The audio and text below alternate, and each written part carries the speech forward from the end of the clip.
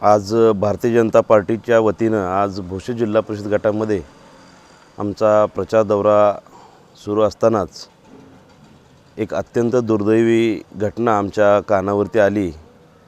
ती म्हणजे आपल्या महाराष्ट्राचे लाडके नेते आणि महाराष्ट्राचे उपमुख्यमंत्री आदरणीय अजितदादा पवार यांचा विमान अपघात झाला आणि या अपघातामध्ये त्यांचं दुर्दैवी असं निधन झालं।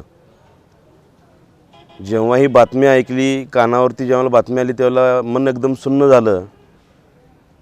अंगावरती काटे अजूनही येतात की हा असा दिवस महाराष्ट्रासाठी यायला नको पाहिजे होता। आणि आज ही महाराष्ट्रासाठीच नाही तर देशासाठी हा तसा बघायला गेलं तर खूप दुर्दैवी दिवस आहे। पक्ष कोणताही असो, आज ते राष्ट्रवादीचे नेते होते, पण सर्व पक्षांच्या कार्यकर्त्यांच्यामध्ये नेत्यांच्यामध्ये त्यांची एक मजबूत पकड होती। त्यांची कार्यपद्धती एवढी प्रेमळ आणि सुंदर होती की सर्वजण आज शॉकमध्ये आहेत। सर्वजण ही अशी दुर्दैवी घटना कानावर आल्यानंतर आम्ही लगेच आदरणीय आमचे आमदार भाऊंना, सुरेशभाऊ खाडे जे आहेत यांना कॉल केला।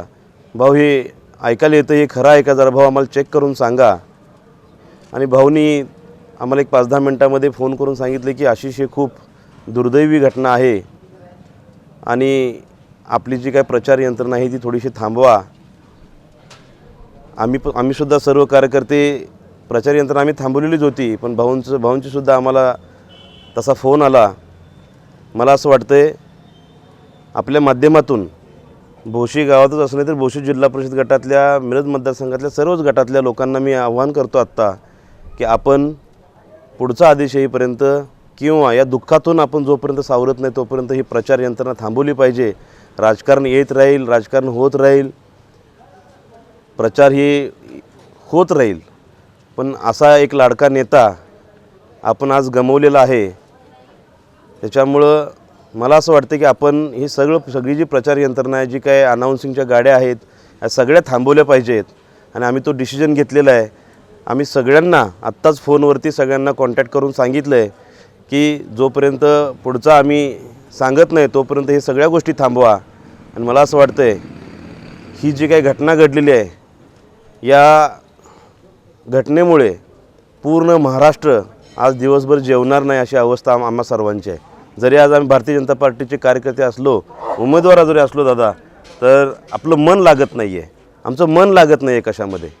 त्याच्यामुळं मी सर्वांना विनंती करतो की आपापल्या परीनं जो काही आपल्याला ह्या आपल्या बारामतीच असेल नाही, महाराष्ट्रातल्या प्रत्येक कुटुंबाला या दुःखातून सावरण्यासाठी मी ग्रामदैवत असेल किंवा सर्वच जे काही दैवत आहेत आपले, या सर्वांच्याकडे मी प्रार्थना करेन की आमच्या या महाराष्ट्राला या दुःखातून सावरण्याचं बळ देवो।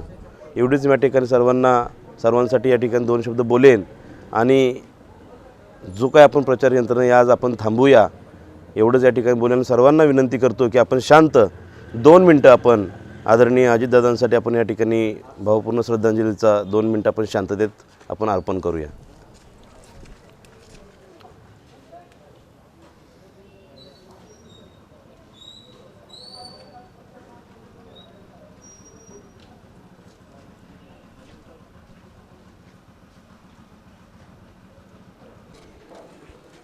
आज भोसे जिल्हा परिषद मतदारसंघामध्ये सकाळी आम्ही आमचा प्रचार सुरू असताना अचानक असं महाराष्ट्रातून एक दुःखद बातमी आमच्या कानावर आली आणि आमचं मन असं अगदी सुन्न झालं।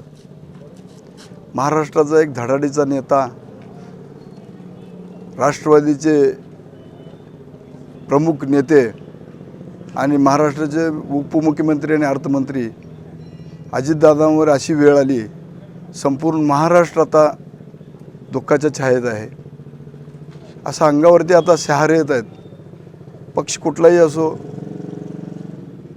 आम्ही भारतीय जनता पार्टीचे असलो तरी महाराष्ट्रानं एक नेता गमावला आहे।